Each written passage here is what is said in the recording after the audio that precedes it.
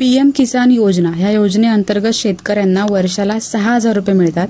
त्याच्या नोंदणीमध्ये आता बदल झालेला आहे। आता काही कागदपत्रे आहेत ते आपल्याला सादर करावी लागणार आहेत, तरच आपण पात्र होणार आहोत। जर ज्यांनी आतापर्यंत फॉर्म भरलेत पण त्यांचे डिस्ट्रिक्ट लेवलला किंवा सब डिस्ट्रिक्ट लेवल पासून ते अजून अप्रूव्ह झालेले नाहीत, पेंडिंग दाखवतात, तर त्यांनी सुद्धा हा जो व्हिडिओ आहे तो बघून घ्यावा। कोणती कागदपत्रे सादर केली नाहीत म्हणून आपण पात्र झालेलो नाही आहोत, तर यावरती हा व्हिडिओ आहे। नोंदणीमध्ये आता आपल्याला काय काय सादर करावं लागणार आहे। तर सगळ्यात पहिल्यांदा ही जी नोटीस आहे, जी कृषी विभागाकडून प्रसिद्धीपत्रक आलेलं आहे, महाराष्ट्र शासन कृषी विभाग, तर प्रधानमंत्री किसान सन्मान निधी योजना म्हणजेच आपण त्याला पीएम किसान योजना बोलतो। स्वयं नोंदणीकृत लाभार्थी अर्जाची कार्यपद्धती, आपण स्वतःहून जे ऑनलाईन कागदपत्र म्हणजे जे ऑनलाईन आपण अप्लाय करतो त्याच्यामध्ये आता आपल्याला काय काय डॉक्युमेंट्स जोडावे लागणार आहेत। तर प्रधानमंत्री किसान सन्मान निधी योजनेअंतर्गत नवीन स्वयं नोंदणी करणाऱ्या लाभार्थ्यांना सूचित करण्यात येते की सदर योजनेच्या पोर्टलवर ऑनलाईन नोंदणी करताना खालीलप्रमाणे कागदपत्रे अपलोड करणे अनिवार्य आहे आणि ही सगळी कागदपत्रे आहेत ती 200 KB फाईलच्या साईजमध्ये असावीत। म्हणजे जी फाईलची साईज असणार आहे ती 200 KB अशी असणार आहे। कोणते डॉक्युमेंट्स अपलोड करावे लागणार आहेत, तर मागील 3 महिन्यातील डिजिटल तलाठी सहीचा 7/12 उतारा, म्हणजे जो आपण डिजिटल स्वरूपामध्ये तलाठी सहीचा 7/12 उतारा असतो तो 3 महिन्याचा। जमीन नोंदीचा फेरफार म्हणजे लाभार्थ्याच्या नावे जमीन धारणा 1/2/2019 पूर्वीची असणे आवश्यक आहे। 2019 पूर्वीची जमीन असेल तरच हे पीएम किसान योजनेचे पैसे मिळतात।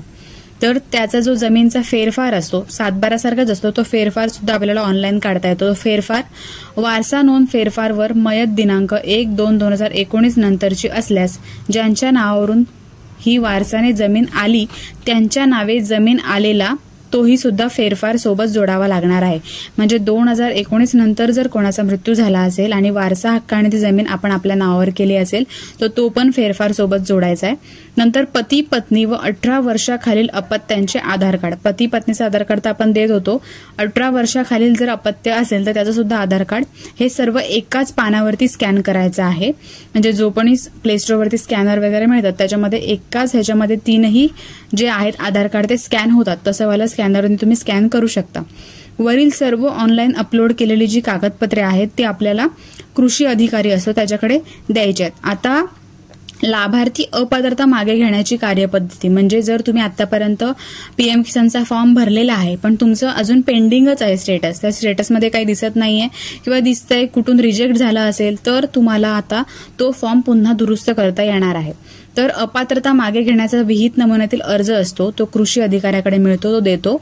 लाभार्थ्याचे पोर्टलवरील स्टेटस प्रिंट, जे स्टेटसला जे दाखवतं पेंडिंग दाखवतं किंवा सब डिस्ट्रिक्ट ब्लॉक लेवलला स्टेटस आहे ते पेंडिंग आहे तर तिथून अप्रूव्ह झालेलं ते स्टेटस असते ते प्रिंट काढून घ्यायचं। आधार कार्ड पती पत्नी आणि 18 वर्षाच्या आतील अपत्य असेल तर, त्यानंतर परिशिष्ट बी कृषी सहाय्यक यांनी प्रमाणित केलेले असं ते, त्याच्यानंतर 7/12 व 8चा उतारा डिजिटलवाला तलाठी सहीचा, त्यानंतर वरील प्रमाणे जमीन नोंदीचा फेरफार असतो, वारसा नोंदीचा फेरफार तो सुद्धा द्यायचा आहे आणि वरील सर्व अपात्रता मागे घेण्याची कागदपत्रे आहेत त्यांची 2-2 झेरॉक्स काढायच्या प्रत्येकी आणि तालुका कृषी अधिकारी कार्यालय असं त्यांच्याकडे सादर करायचा।